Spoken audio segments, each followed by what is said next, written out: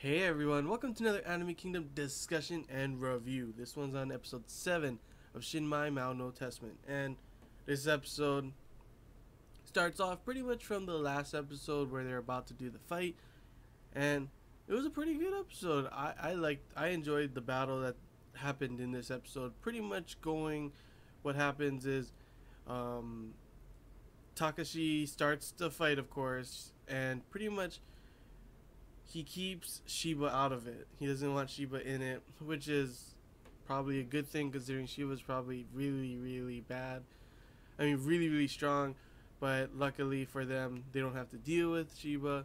But so what happens is pretty much Basara separates Kurumi away from everyone else and ends up defeating her, to which it seems like she might have some feelings for him as well. And she sees that he is also hurt from what happened 5 years ago. Because seriously, it pisses me off the way um, everyone in the village, and especially Takashi as well, feel like it's all his fault. Like he did it on purpose. He did it to try and save everyone. He did it to take the guy out. He didn't do it on purpose. He feels just as bad for losing all those people as well. It's like, geez, are you serious? It wasn't on purpose, but and they're like childhood friends. You think they would understand? The only person that did is, of course, Yuki, and of course Kurumi does understand later on. And it's pretty funny at the one part when he does beat her and she's falling down, and she's got like this one piece of cloth covering her nipple. It's like, oh yeah, that makes sense why that would still be there. But while that of course is happening, Mio and Maria is handling Takashi for a while, and until Yuki comes and pretty much makes Basara fall asleep because she doesn't want him have to deal with it, and she goes to fight Takashi with the help of Maria, and later, but of course they're losing. To which Mio goes to find Basara, and even though it seems like I guess it's not supposed to be possible because that sleeping incense is supposed to be really strong, but she gets her out of he gets Basara out of that state, and he's able to wake up, and pretty much that's when the fight between Basara and Takashi starts to happen. And during this whole time, Takashi's staff, I forget what is it called,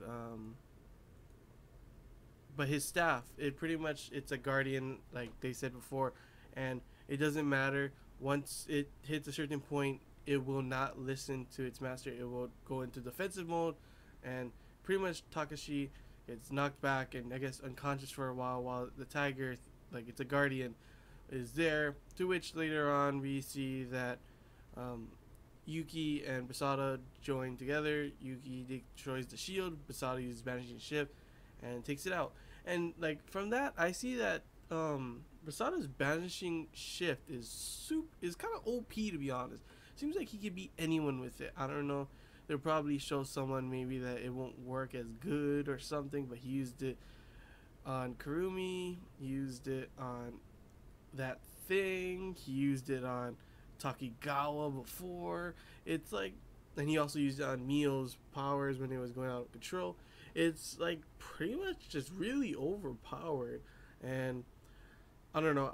I'm hoping they show like there's a flaw, like he can't use it. I want to see more moves from him and more stuff going on with his, you know, show how strong he is, and see what he could do, what else he could do besides banishing shift and just he's a good fighter. But yeah, and overall, in the end, of course, he still sees Takashi as a childhood friend, and Takashi just wants, he's like, kill me, I failed, blah blah blah, all this kind of stuff. He's like, dude, you have to realize that, like I said before, it wasn't Basada's fault. He didn't do it on purpose, and he feels just as bad, if not worse, because he's the one who did it. But in the end, the battle is over. Shiba tells them that they got orders that their mission is to be withdrawn for now, and like he even threatens them because he says Yuki to come, but when Basada tries to stop Yuki from going, but yeah, Shiba is like literally, he like, if I have to, I'll use force kind of thing or something. It kind of This is actually pretty dang creepy. And he actually opens his eyes too, and it's like, and his power is like spiking up, and it's like, oh dang, they're gonna have to fight him later on. And honestly, I want to see that happen because I want to see what, like, why is he so bad? Why did they have him imprisoned before? What the heck? Why would they let him out now? You know.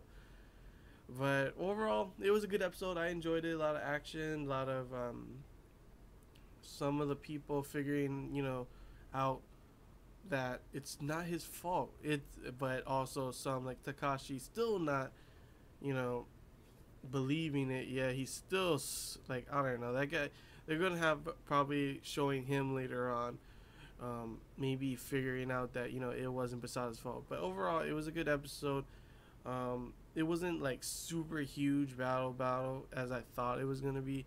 It was still nice, but it felt like the battles were pretty fast. Basada beat Kurumi pretty easily, and they ended up beating Takashi just because he couldn't control the staff yet. But yeah, I can't wait for the next episode to see what happens because Yuki and everyone is going back to the village. I want to see what's going to happen with that. What are they deciding? What are they going to change? What are they going to do with that?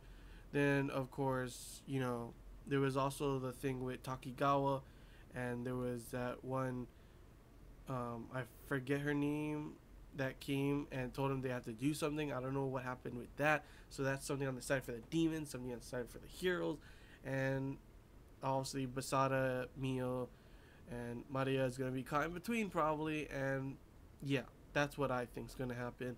Hope you guys enjoyed this Anime Kingdom discussion and review. That's all I got to talk about the episode. If you have any questions, feel free to comment below. If there's anything I missed you want to talk about, comment below as well. And until next time, guys, see you.